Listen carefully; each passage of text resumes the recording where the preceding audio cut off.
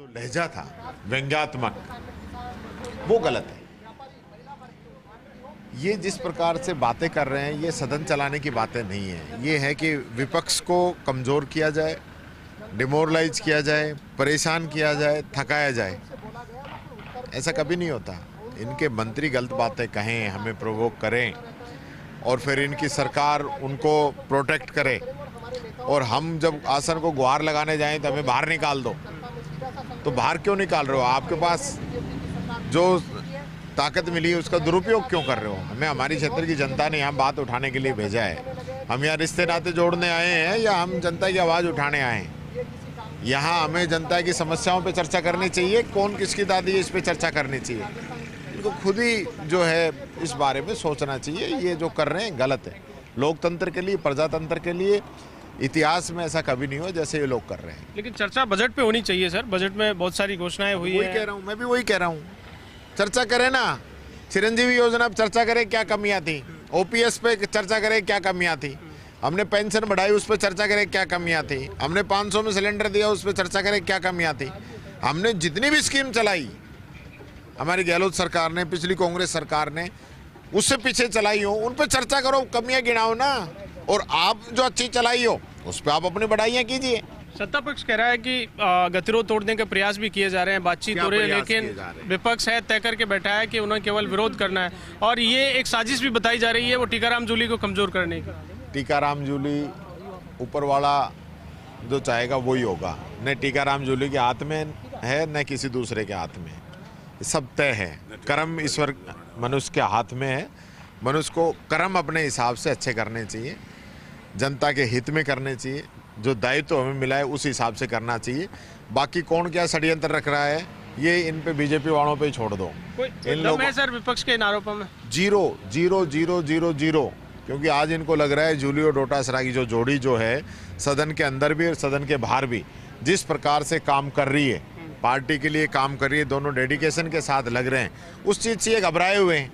आप ये बताएं तो सही, डोटासरा जी ने कुछ कहा या टीकाराम जूली ने कुछ कहा?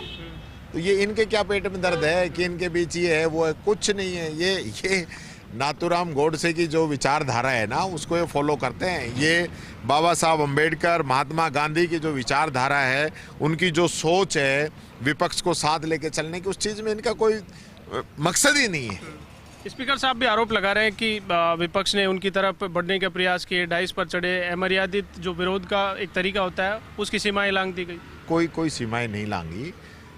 जब उसने ये वर्ड कहा, स्पीकर साहब की ड्यूटी बनती थी 1 सेकंड में उसको वहाँ से निकालना। सदन चलाने की जो जिम्मेदारी अध्यक्ष किसी पार्टी के नहीं होते। अध्यक्ष बन गए तो वो उनका काम है निष्पक्ष रूप से काम करना। 19-20 जो है ठीक है, 49-51 का रेशो हो सकता है क्योंकि आप उस दल से आए हैं, सदा आप रहे हैं, लेकिन उसके बावजूद भी संवैधानिक पद है, किसी पार्टी का नहीं है।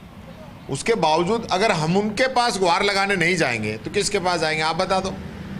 यहाँ कोई हाई कोर्ट सुप्रीम कोर्ट में तो जा नहीं सकते, अध्यक्ष के पास ही जाएंगे।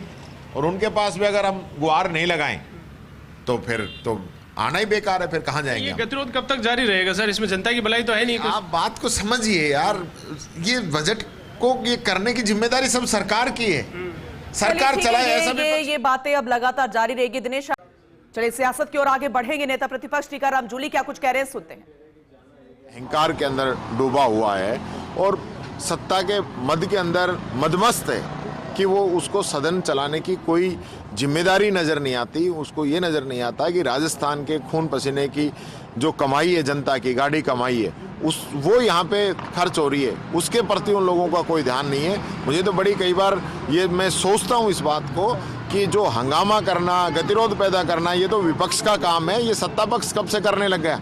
इनके मंत्री जो हैं वो हर बार जो है जितने भी गतिरोध हुए आप निकाल के देख लेना रिकॉर्ड, तो आपको लगेगा कि जो दूध का दूध और पानी का पानी हो जाएगा। इनके मंत्री खुद इस प्रकार की स्थिति पैदा करते हैं, यहाँ सदन के अंदर जवाब नहीं देते हैं, पब्लिक को गुमराह करने का काम करते हैं। हम पूछते हैं तो फिर इनको बुरा लगता है। सिर्फ इतनी सी बात है, सरकार को चाहिए मंत्रियों पर कंट्रोल करे। मैं धन्यवाद देता हूँ मुख्यमंत्री जी को भी, जिन्होंने तकरीबन 5 से 7 बार, खुद मैंने अखबार में पढ़ा है, मीडिया में देखा है कि इनने मंत्रियों को क्लास लगाई है, कहा है कि भाई यही तो सियासत है, आरोप प्रत्यारोप। लेकिन संवैधानिक रूप से कितना सही है, सदन के अंदर लगातार धरना प्रदर्शन और वहां पर लंच डिनर ब्रेकफास्ट सब कुछ हो रहा है। ऐसे में अब देखने वाली बात होगी, जो वार्ता विफल साबित हुई है, क्या वापस वार्ता होगी तो सकारात्मक रूप से हर कोई बैठता नजर आएगा, बात करता नजर आएगा, ये देखने वाली बात होगी। नजर लगातार बनी हुई है, खबरों का सिलसिला लगातार